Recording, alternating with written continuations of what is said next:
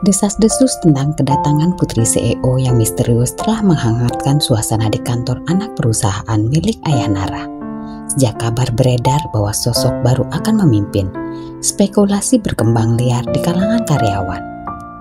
Semua bertanya-tanya siapakah wanita itu? Apakah dia benar-benar putri CEO yang selama ini disembunyikan dari publik?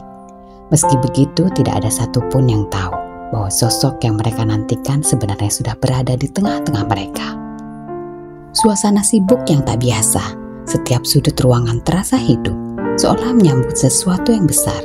Para karyawan berlalu lalang dengan raut wajah serius namun penuh harapan.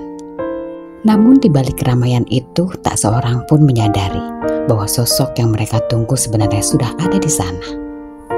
Nara telah menyelinap masuk tanpa suara. Dengan langkah ringan, ia berjalan melewati ruangan demi ruangan. Matanya yang tajam mengamati setiap sudut kantor. Nara mengenakan pakaian sederhana, berbeda jauh dari penampilan yang biasa. Rambutnya diikat rapi, dan ia membawa tas kecil di bahu, membuatnya tampak seperti tamu biasa yang sedang berkunjung. Tapi di balik kesederhanaannya ada rasa penasaran yang kuat. Ia ingin tahu bagaimana kondisi kantor ini sebenarnya, tanpa ada topeng atau pencitraan yang dibuat-buat untuk menyambutnya. Ia berhenti di dekat salah satu meja dan memperhatikan papan nama kecil di atasnya. Itu meja Rima, wanita yang dulu pernah menjadi bagian dari babak kelam hidupnya. Sekilas ia mengamati tumpukan dokumen di sana. Hatinya tergerak, tapi ia memilih untuk melanjutkan langkahnya. Di sudut ruangan ia melihat Tirta. Pria itu sedang berbicara dengan beberapa staf. Terlihat seperti bos kecil yang menikmati kuasanya. Senyum tipis tersungging di bibir Nara. Tunggu saja Tirta, permainanmu akan segera berakhir. Setelah beberapa waktu, Nara berhenti di dekat jendela besar. Ia menarik nafas dalam, membiarkan pandangannya menyapu pandangan di luar. Ini adalah tempat yang akan menjadi panggung baru baginya. Tempat di mana ia akan membuktikan dirinya bukan hanya kepada ayahnya, tetapi juga kepada dirinya sendiri. Nara kembali menyusuri koridor kantor, mengamati suasana. Langkah-langkahnya pelan tapi mantap, menyerap setiap detail ruangan dan suasana kerja. Ketika melewati sebuah ruangan besar, matanya tertuju pada sebuah meja kerja dengan nama Ardita Hariwijaya tertulis jelas di atasnya. Itu adalah ruangan kerja baru yang disiapkan untuknya. Nara tersenyum kecil. Dia melangkah mendekati ruangan tersebut. Tangannya perlahan menyentuh pintu seolah mencoba meresapi semuanya. Namun belum sempat ia masuk, sebuah suara lantang menyergapnya dari belakang. "Hei, siapa kamu?" Nara berbalik dan melihat seorang wanita dengan raut wajah arogan berdiri di depannya. Itu Rima. Wanita itu melangkah mendekat dengan cepat, menatap Nara dengan tatapan penuh curiga. "Aku belum pernah melihatmu di sini sebelumnya. Kamu siapa, ha? Mau apa kamu sampai ke ruangan ini?" Nara hanya terdiam, mencoba menjaga ketenangan meskipun hatinya bergejolak. Ia tahu siapa Rima, wanita yang dulu begitu bangga dengan posisinya, sekaligus bagian dari masa lalu yang pahit bagi Nara. Rima tidak berhenti di situ. Nada suaranya makin meninggi, menarik perhatian beberapa karyawan di sekitar. "Jangan-jangan kamu ini penyusup ya? Atau kamu dari perusahaan lain yang mau cari informasi? Mau sabotase?" Nara tetap tenang meski menjadi pusat perhatian. Ia menatap Rima dengan dingin. Bibirnya melengkungkan senyum tipis. "Apakah ini cara perusahaan ini menyambut tamunya? Apa maksudmu?" Nara melangkah maju mendekat ke arah Rima hingga jarak mereka begitu dekat. Dengan pandangan tajam, ia berbisik cukup keras untuk didengar oleh Rima dan beberapa karyawan terdekat. "Kalau kamu anggap sebagai tamu, seharusnya kamu lebih sopan. Tapi kalau kamu tidak tahu siapa aku, mungkin sudah waktunya kamu membuka matamu lebih lebar." Sebelum Rima sempat membalas, sebuah suara berat memecah suasana dari ujung koridor. "Ada apa ini? Kenapa ada keributan?" Nara tersenyum kecil. "Tampaknya kedatangan saya membuat sedikit kegaduhan, tapi tidak apa-apa. Ini malah membantu saya melihat bagaimana suasana kerja di sini." "Kedatangan kamu? Apa maksudnya?" Firan hanya melirik Rima sekilas, lalu berkata dengan tegas, Mungkin kamu perlu lebih berhati-hati dengan cara kamu memperlakukan orang, Rima. Sebentar lagi kamu akan tahu siapa yang baru saja kamu buat masalah. Wajah Rima berubah drastis, kebingungan mulai terpancar. Sementara itu Nara tetap tersenyum penuh percaya diri. Babak baru ini baru saja dimulai dan ia tidak sabar menunjukkan siapa dirinya sebenarnya. Nara dan Firan berjalan meninggalkan Rima yang berdiri terpaku.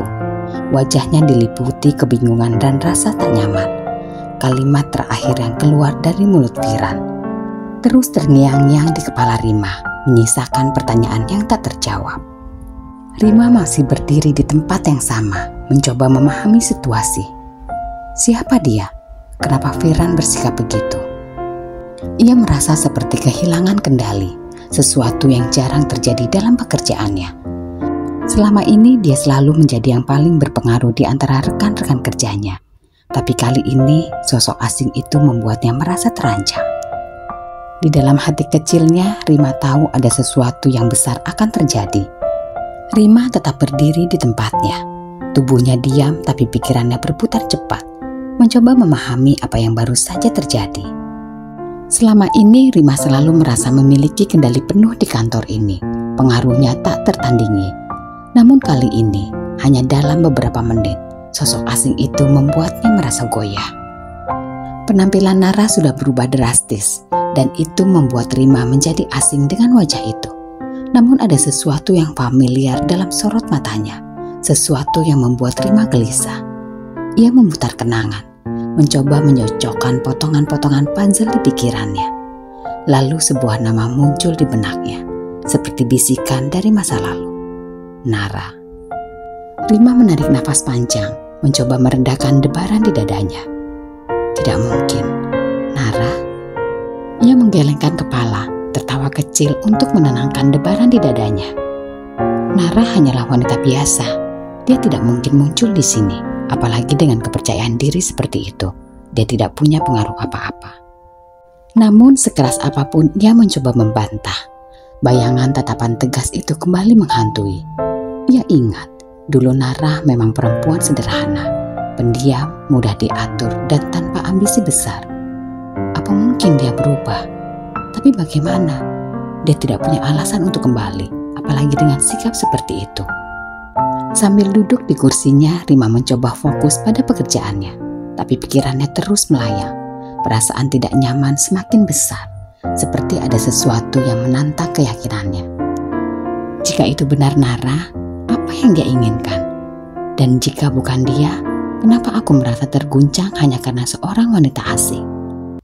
Rima menggenggam pena di tangannya erat-erat, mencoba menekan rasa gelisah yang merayap. Aku terlalu membesar-besarkan ini. Dia hanya wanita biasa, tak mungkin bisa mengancamku. Tegasnya seolah menguatkan dirinya sendiri. Namun di sudut pikiran yang terdalam, ketidakpastian itu tetap bersemayam, menunggu saat yang tepat untuk meledak. Lamunan Rima buyar ketika suara lembut Tirta memecahkan heningan. Ada apa sayang? Kamu kelihatan melamun. Tidak apa-apa. Namun Tirta tak begitu saja percaya. Sepertinya kamu sedang memikirkan sesuatu yang berat. Kamu tahu, kamu bisa cerita padaku. Rima tersenyum kecil mencoba mengalihkan percakapan. Ia tidak ingin Tirta tahu tentang kekacauan pikirannya, apalagi tentang kemungkinan bahwa sosok wanita tadi adalah Nara. Aku cuma sedang memikirkan pernikahan kita. Aku ingin semuanya berjalan sempurna, tanpa hambatan. Mendengar itu, Tirta tersenyum lega. Ia merangkul bahu Rima dengan penuh kasih sayang. Kamu tidak perlu khawatir. Aku akan memastikan semuanya berjalan lancar. Yang penting kita bersama-sama melewati ini semua. Rima mengangguk pelan, mengikuti alur percakapan yang ia ciptakan sendiri. Tapi di dalam hatinya kekhawatiran itu tetap ada. Sosok Nara atau siapapun wanita tadi masih berputar di pikirannya.